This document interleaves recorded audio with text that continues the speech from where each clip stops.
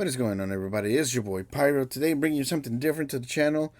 This is my very first deck profile. I'm sorry, there's a lot of stuttering. I didn't actually script this video.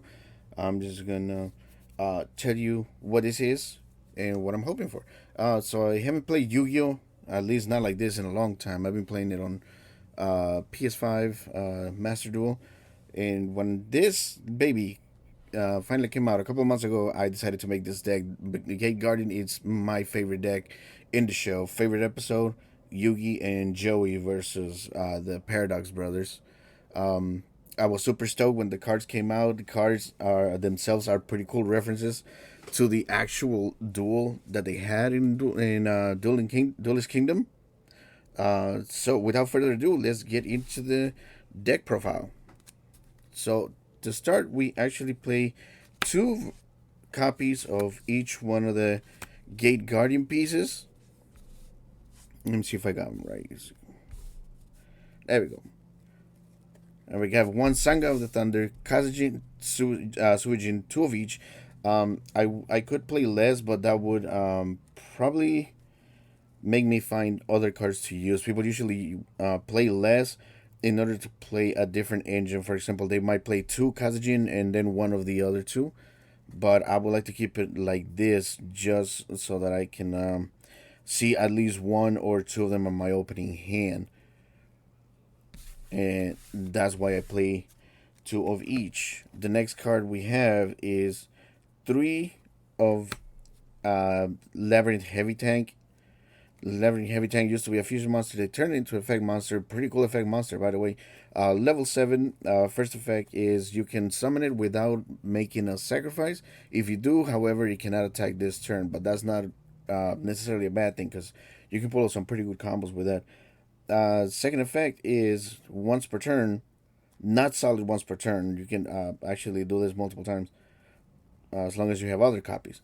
You can search your deck for any of the pieces of the Gate Guardian and then put it on your spell and trap card zone as a continuous spell card. And the last effect, which is a hard once per turn, you can only use it once per turn. If you control a Labyrinth Wall Shadow card, or Labyrinth Wall, if I remember right, you get to pop one of your opponent's monsters. It doesn't target, so it bypasses that pesky targeting protection. And then the next monster is we play three Shadow Ghoul of the Labyrinth. This is pretty good because this is gonna be your main searcher. You have a total of three searchers. You got the tank, you have the Shadow Ghoul, and then you have Labyrinth Wall Shadow, which is the field spell card. This one allows you to drop this to the graveyard and then you search your deck for a Labyrinth Wall Shadow. Another effect that it has is that if it's in the graveyard and your Gate Guardian battles an opponent monster, you can banish this from the graveyard and then it will automatically destroy that opposing monster. So, pretty good board clearing right there. Then, some techie cards that we play is three copies of Elemental Hero Prisma. Prisma is super amazing in this game because every time you use it, it gives you two materials to fuse for your Gate Guardian monsters, which we will get into it when we get to the fusions. So pretty much you reveal a fusion monster from your extra deck, which always is going to be Big Daddy G, and then you can send from your deck to the graveyard one of the fusion materials listed in the card. So you can throw it. You can throw, let's say, Sanga, and then this takes the name of the Sanga, which gives you a material in the graveyard, one in the on the field. And then the next one is our hand trap, Drool and Lockbird. I'm still trying to get two copies of Nibiru. I'm not taking this out for Nibiru. I actually want to put Nibiru with this. Two little problems with that. I don't have Nibiru, which I'm going to try to get this weekend. And also don't know what to take out for Nibiru. I know what to take out for one Nibiru, not for the second one. So that's a little bit of the problem that we have right now. But that is it for the monsters. For the spells, we have the field spell, Labyrinth Wall Shadow. First effect is monsters cannot attack the turn they are summoned unless they are level 5 or higher, which most of our monsters are. The next effect is you can search your deck or your deck or hand or banish for a piece of the Gate Guardian, and you can actually, and you just like in Tank, you can put it on your spell and trap card zones. I believe both of them actually search the same. So there's that, and the last effect, which is once per turn, is at the beginning of your opponent's battle phase. If they have a monster that has under 1600 attack, you can uh, pop it. So more popping on the board. And speaking of popping on the board, we also play two copies of Double Attack Wind and Thunder. Double Attack Wind and Thunder, as long as you have a monster with Gate Guardian in its name, it allows you to pop one card on your opponent's side of the field. Quick play, pretty cool, and introduces a pretty cool mechanic for the Gate Guardian cards, with the exception of what you call it, the field spell. So the spells and trap cards for the Gate Guardian allow you to banish the card from your graveyard, and you can add to your hand one of the three Gate Guardian monsters from banish or your deck to your hand. I believe I said that twice. I'm sorry, my English is super redundant. And then we play one copy of Ryoku Guardian.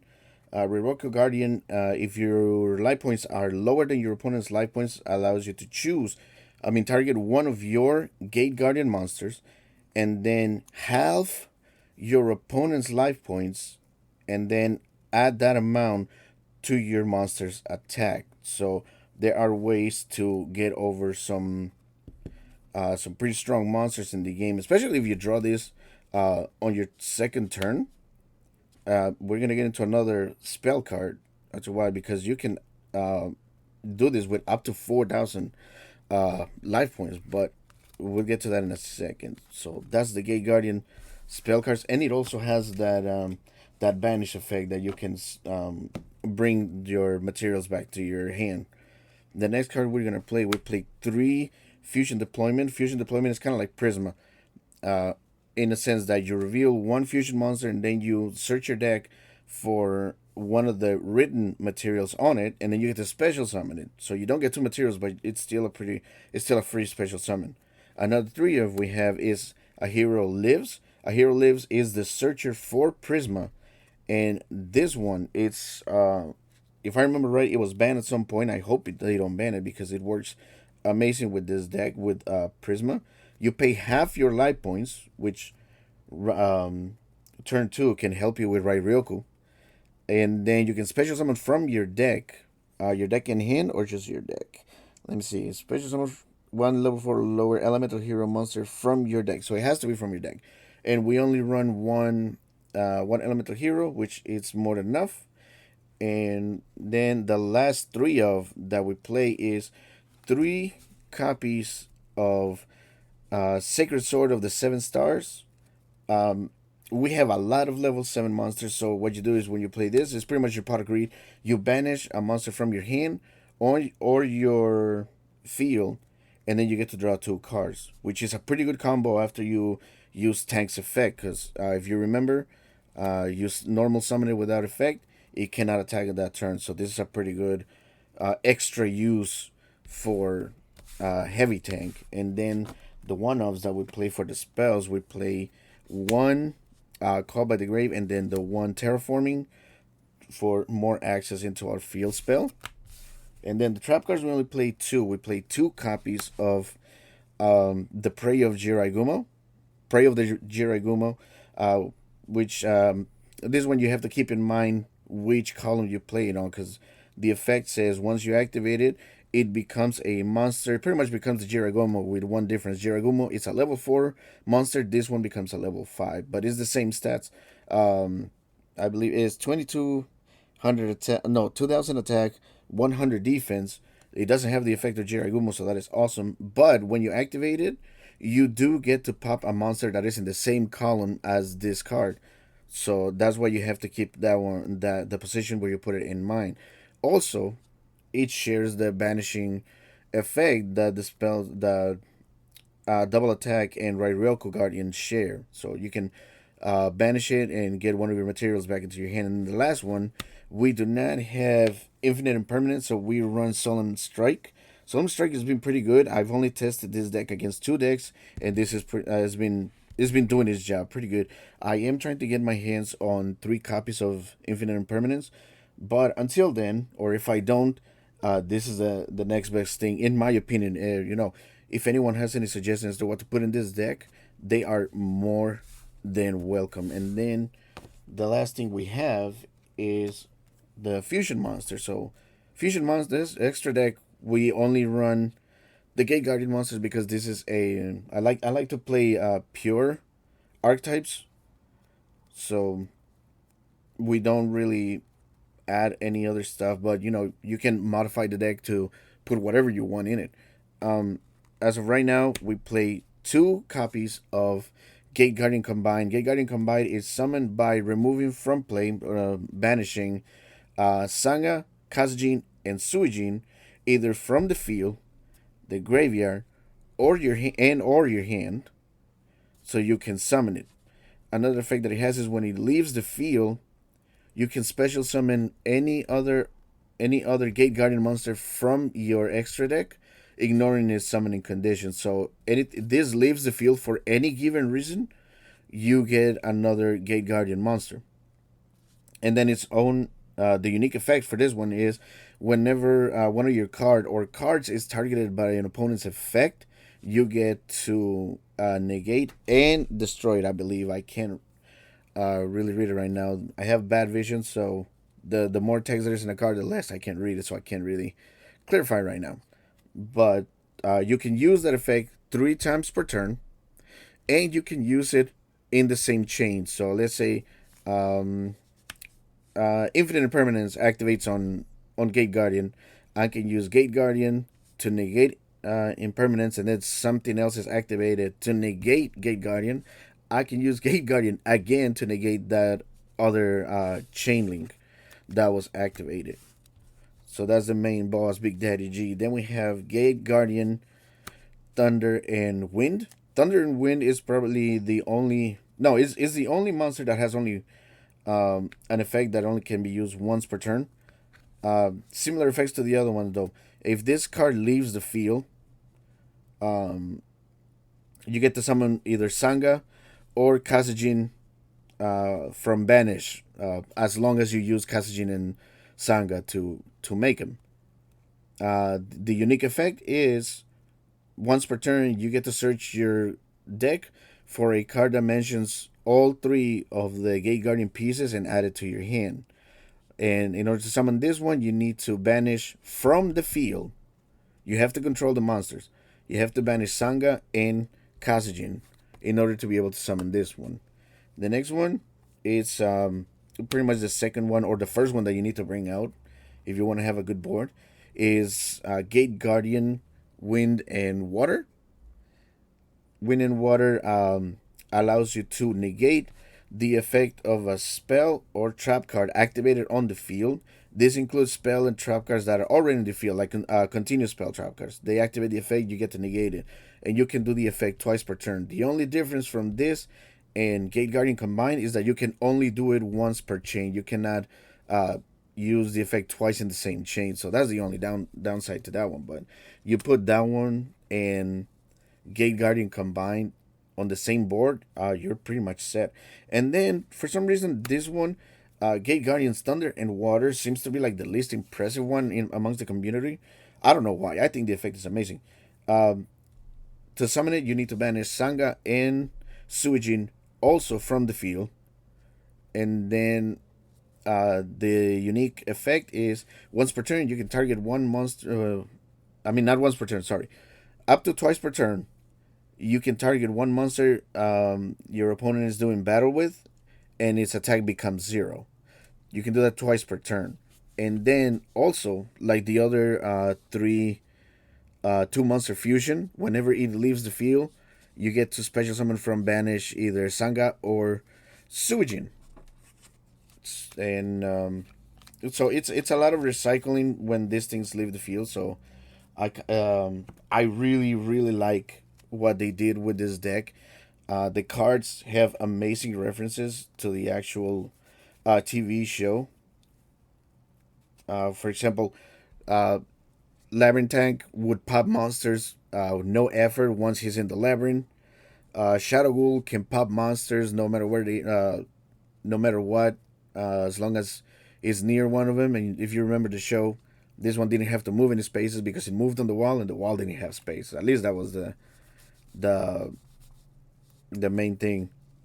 Wall Shadow is pretty much the other side of Shadow Ghoul of the labyrinth. It is the same monster. So and here they show that it moves through the wall, so there's no space except because all of the monsters in the show were under 1600 attack. That's why they added that stipulation to the spell card that it has to be under 1600. Wind and Thunder. This is pretty much what happened after Yugi or Joey, I don't remember who did it, destroy Suijin under the Gate Guardians, control. And then it would just use Kazijin to destroy the uh, the monsters of the protagonist. And then Riroku Guardian, it actually does what it did in the show, which is half of their life points to add it to their Gate Guardian. And then the last one would be Jirai Gumo, which pretty much, they put a trap card down, and then when one of their monsters stepped on that space, Jirai Gumo popped out of nowhere and destroyed the monster. So the references are pretty solid, the effects are solid, and it just looks like a pretty good deck. I'm going out this weekend. I'm gonna join one of my local tournaments. Hopefully, I'll be able to do well with it, and probably, hopefully, make a video. If not, I will do a stream, and then I'll let you guys how it goes. But hey, if you have any suggestions as to what to put in this deck, how to make it better, just keep in mind I don't like breaking my rule of just keeping the pure deck pure, so only get Guardian cards for the engines. Uh, you guys are welcome to do any suggestions. But that is gonna be it for now. I have I have three other decks that I am working on, but I wanna play with this ones a little bit first. So I'm gonna be building the Volcanics, the Salamangreats, and the Battling Boxers. So look forward to those two. There will be other deck profiles involving those archetypes. So until then, do take care and have fun.